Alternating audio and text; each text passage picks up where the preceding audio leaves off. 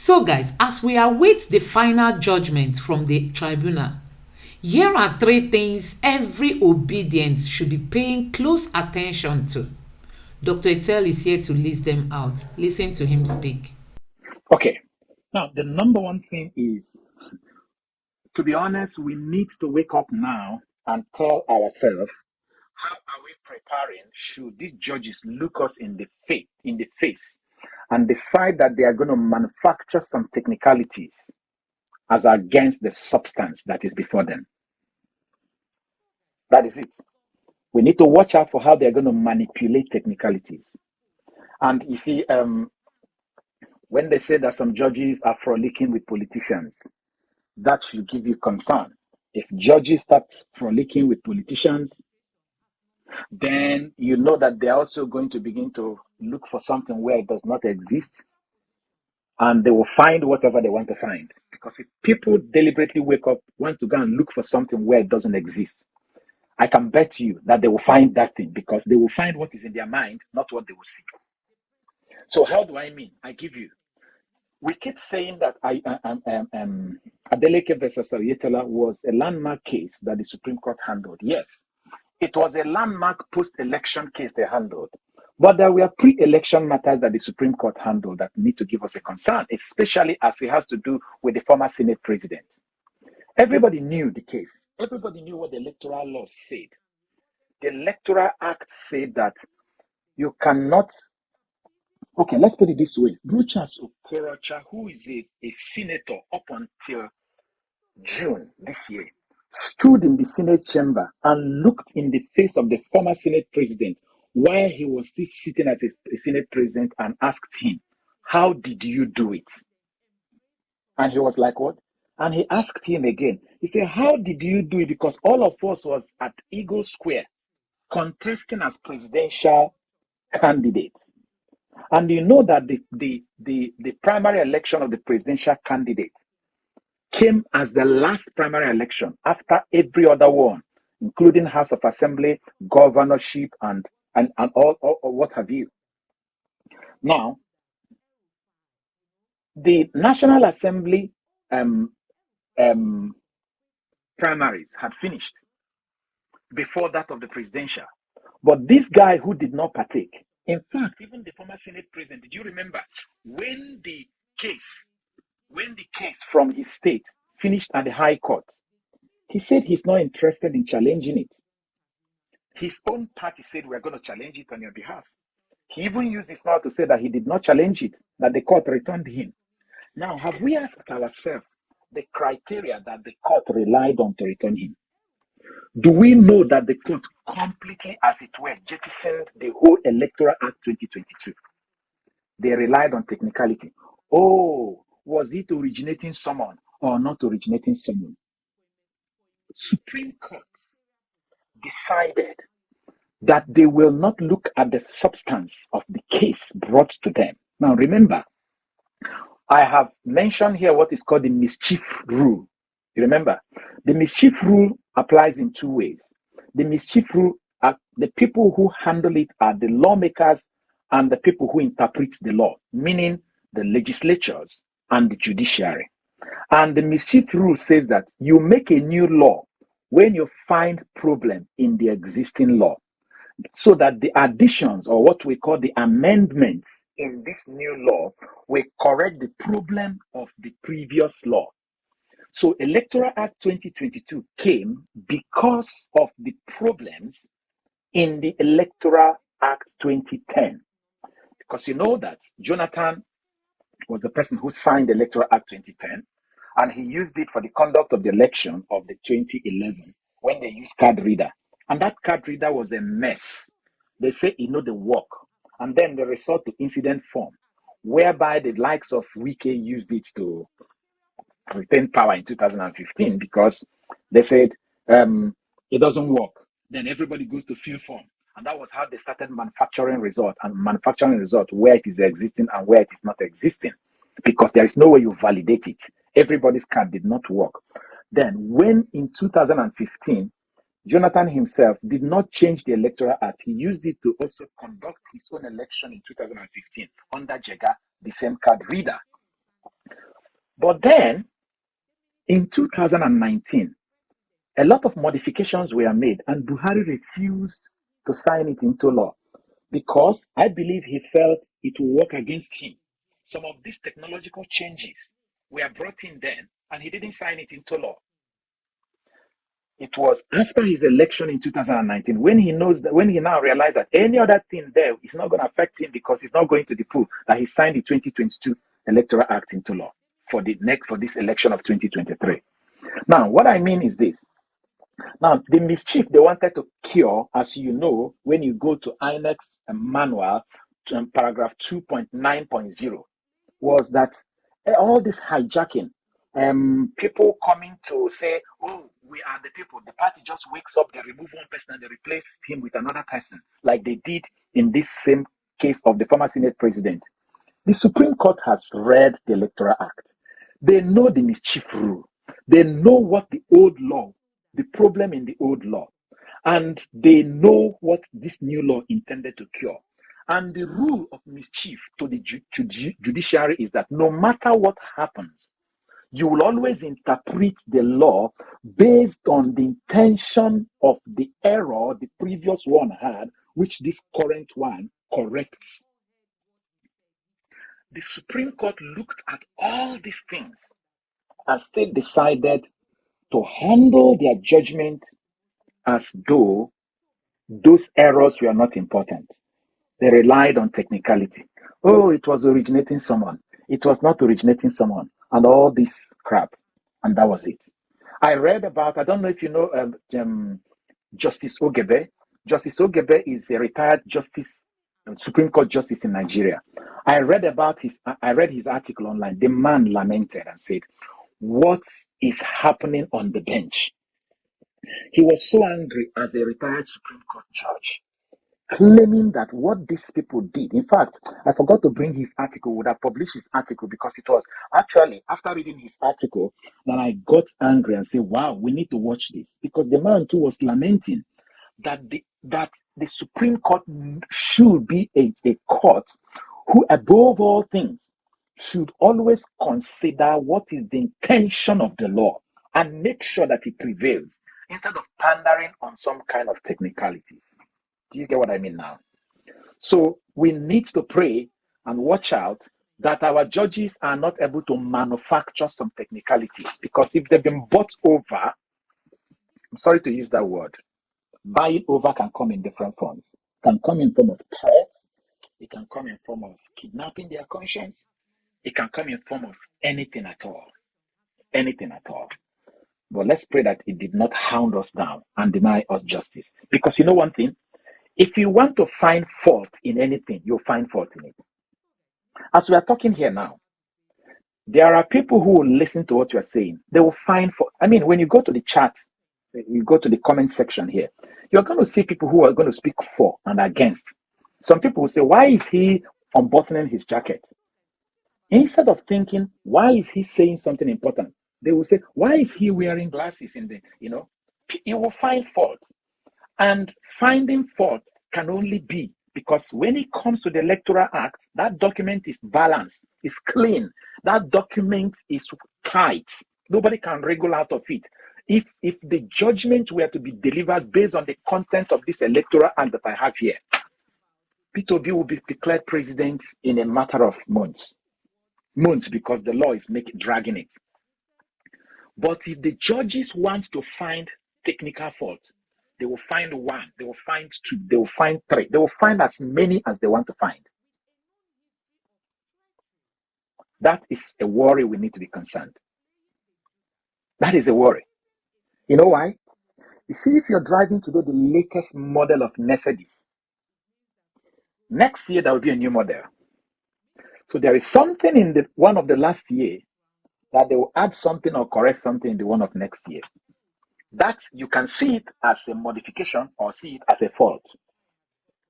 So we need to pray that these people did not handle us like that. Because when APC, I remember then when Adamu, the former APC chairman, was talking tough about this former Senate president. And I'm like, where is this man going to manufacture the law to upturn this thing that is clear? And he was talking with a lot of confidence. And the thing went to High Court. The High Court gave the man, that other man, gave judgment against the former Senate president. I don't even remember that his name. What is that his name again? Remind me. Forgotten his name. So, and then the APC appealed again to appeal court. Appeal court gave judgment against him. Yet the APC appealed, even against the person's wish, appealed to Supreme Court. Boom, lo and behold, Supreme Court gave judgment in their favor. So that's important. The number two is, as I have been saying, Nigerians, no matter Dr. what. Please, before you go to the second point, I have a question to ask. So when it comes to the judgment you've just spoken about, we have so many things that we are looking at that the appeal court is going to be ruling judgment on. Like we have the FCT, we have the forfeiture, we have Shitima's nomination, double nomination. There are so many things. So assuming they come up with a technicality to knock out one of these points, do you think they'll be able to come up with so many technicalities to squash all these points? Will that not be overwhelming? And it will be very obvious that they just decided to, will I say, betray the people. So do you think it will be that easy for them to just knock off all these points? So that's my question. The word betrayal is a single word. And if the agenda is, like I said, if someone's mind is kidnapped in some way and you're asked to do this work, I mean, just take a look at Lawan, the former Senate president. There's nobody who did not think that they're wasting their time. It was only them that knew that you can win at every other levels of the court. But the big man is the Supreme Court. And to the surprise of Nigerians, Mikey Guinea was talking tough every day as a former INEC commissioner who was involved in the formulation of all these changes, explaining both the intention and the law. And remember that as a former INEC commissioner, he's also a lawyer. And we got there. More like they told us, we don't care, guys. And have we seen leaders who don't care? When Idi Amin was asking the judges what to say, was he not the president? Was he not in this our generation? So sometimes I pull off my objective mind and I start looking at some African presidents. I mean, look at Senegal. Just look at Senegal. To stay in power, a president sat down there and extended the constitution to return him. And when they do all those things, do they care? It's like when these people want to do this and they found themselves in some kind of cocoon, some kind of trap where they don't hear anything except themselves and the sycophants advising them. And in this particular in respect, those sycophants are relying on, sometimes they rely on someone who is in power to be able to feed. They're like parasites. So that person as a host must be existing and in power for them to feed. So it's not even a matter of one man's intention. Sometimes you're blaming the person who is in power, but it's not him. It's all those people who surround him that say, you have to stay here because if you're not here, we're not feeding. We need you to be here so we can survive. So it gives worry, to be honest. And like you said, I have thought about it objectively and said, how possible? But have you also thought about what if they look at it like the APC keeps and INEC keep saying, throw away the entirety of the whole petition? What if they wake up and say, you're supposed to come from the left door to submit a petition, but you come from the right door, and because of that, we throw away everything? It means that all the points you have raised are not even discussed because they feel that you stepped with the left foot instead of the right one, which was in the case of this Lawan that I'm saying. They didn't even discuss the law he breached. They were discussing how it was presented. which was even why both Labour Party and PDP, as they were pre-hearing, they were hammering on, please, we hope you people are going to listen to the substantive suits, not all these technicalities, because even they themselves knew that these guys can just set aside everything and begin to sing the music of technicality. Is it not when you enter into a house that you can see whether the house is well furnished? If they lock you out entirely, will you even know whether the house is furnished or not furnished? So you see where I'm coming from?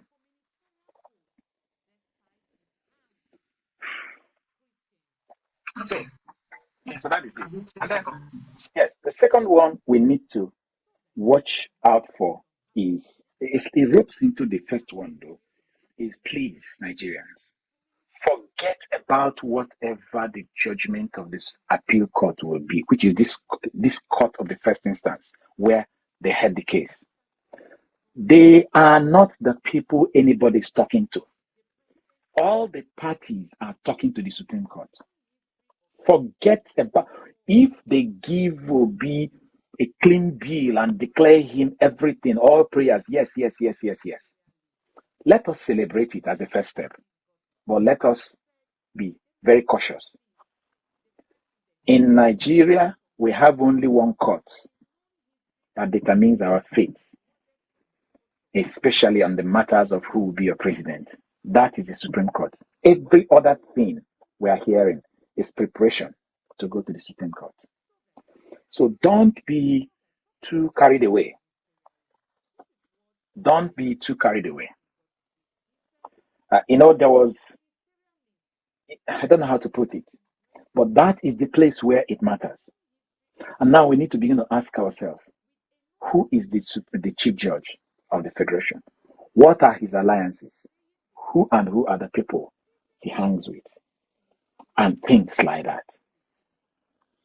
So it is important that we begin to ask ourselves, this is the person who will, on his own, he has it as his right to appoint people who will be in this panel.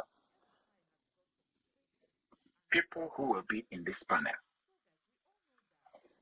They told us that there is a body that Olani Bekun, is it the current president or the former president, where all of them, all the Supreme Court judges as it were, and even appeal court judges, they are members of the club and he's their chairman or the president. So if they found themselves in that club where they go to play squash or what have you, what do they discuss? Who selects the panel members and who are the people? And this way they are rushing the ministerial nominees. Who are we actually expecting to become the Attorney General? Because the person who just wrote the final address for APC might tomorrow be the person who will be approving the budget for the Supreme Court. There is every possibility. There is every possibility that Latif, as we have mentioned, will be in a position to start approving the budget by executive position. He now becomes the door through which even the Supreme Court judge, who is the president and chairman of the Nigerian Judicial Council, can access the president. It should concern us. It should give us a concern. Now, I'm saying all these things because, to be honest, it would be nice for us to prepare ahead of time. And Nigerians should start asking themselves, if the court go this way, where do we go? What do we do? How do we handle it? Are we just going to be, I don't know.